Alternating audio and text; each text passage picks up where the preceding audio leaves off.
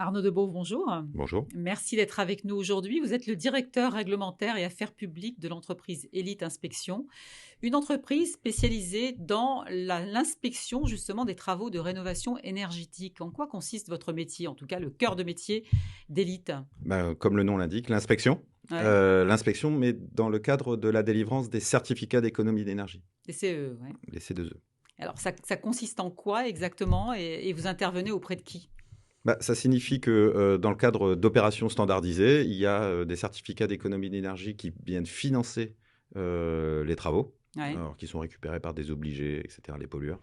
Et que pour pouvoir être valorisé en euros, il y a besoin d'un certificat comme quoi l'installation est conforme aux Ouais. attendus.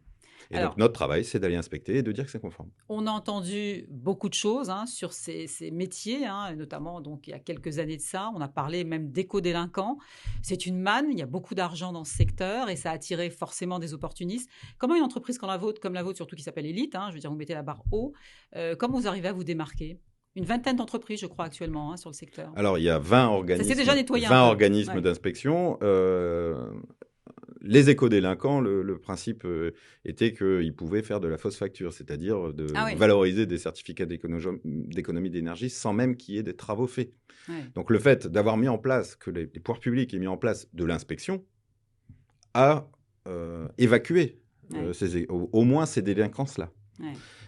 Il y en a d'autres de délinquance, mais au moins ces notions de fausse facture a complètement Ouais, disparu, ouais, puisque ouais. de toute façon, il y a des inspections qui sont obligatoires. Les organismes d'inspection, c'est pas je prends mon boulanger qui va faire de l'inspection. C'est très encadré. Il y a un Ouais. dispositif d'accréditation par le COFRAC, c'est COFRAC, ça? le comité français d'accréditation, qui est vraiment la police des polices, si Ouais, vous voulez, mais ouais. qui peut très bien accréditer des organismes de qualification comme Calibat, ou voire même des laboratoires vétérinaires. Ouais. C'est vraiment ou des laboratoires pharmaceutiques. C'est vraiment la tête de pont. C'est basé sur une norme. Je ne vais pas en citer le nom parce que ce n'est pas très intéressant, mais on est tous, nous, les 20 organismes, accrédités comme fonctionnant Ouais. selon un système qualité qui est basé sur une norme. Mais alors vous amplifiez la chose quand même, vous en rajoutez, c'est-à-dire que vraiment C'est il y a du l'élite. contrôle, de contrôle, de contrôle. Oui, Ça s'articule en plusieurs volets. tout Les à fait. inspecteurs sont eux-mêmes contrôlés par des superviseurs qui sont même contrôlés par des huissiers. Après, expliquez-nous un petit peu Alors comment ça se passe.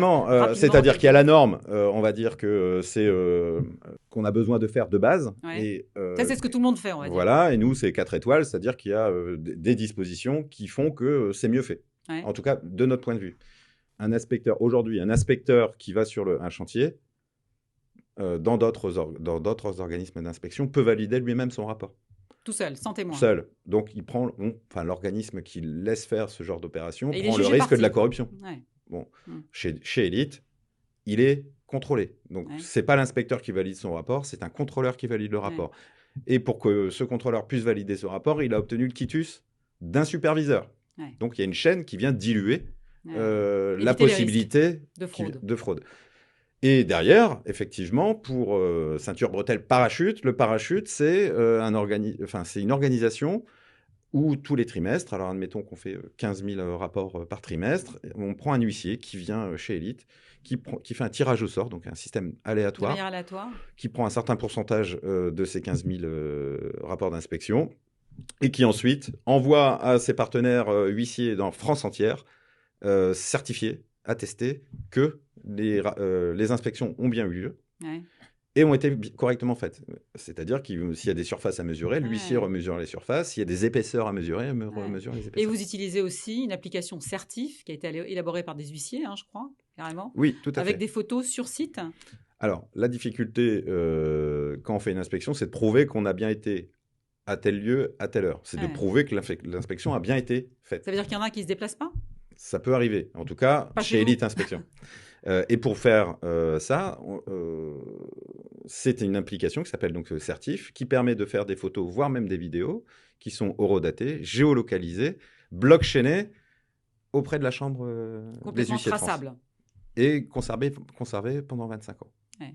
Donc ça, c'est Donc impossible de modifier une photo comme celle-là. C'est impossible de aucune modifier place ni à l'erreur et encore moins à la fraude. et à la fraude. Ouais. Alors, le profil des inspecteurs chez vous... Des techniciens du bâtiment.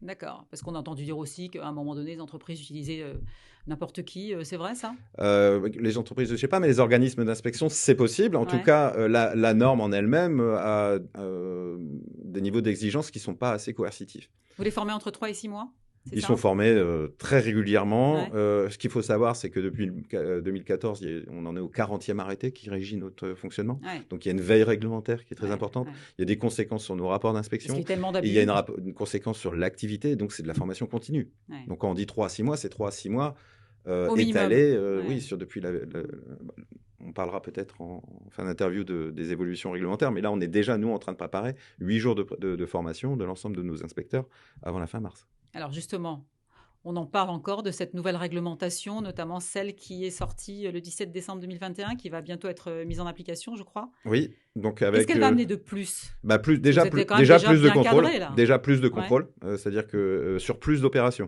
Ouais. Auparavant, c'était peu d'opérations et peu de contrôle. Ce qu'on constate là avec cet arrêté, c'est plus de contrôle sur plus d'opérations. Ouais.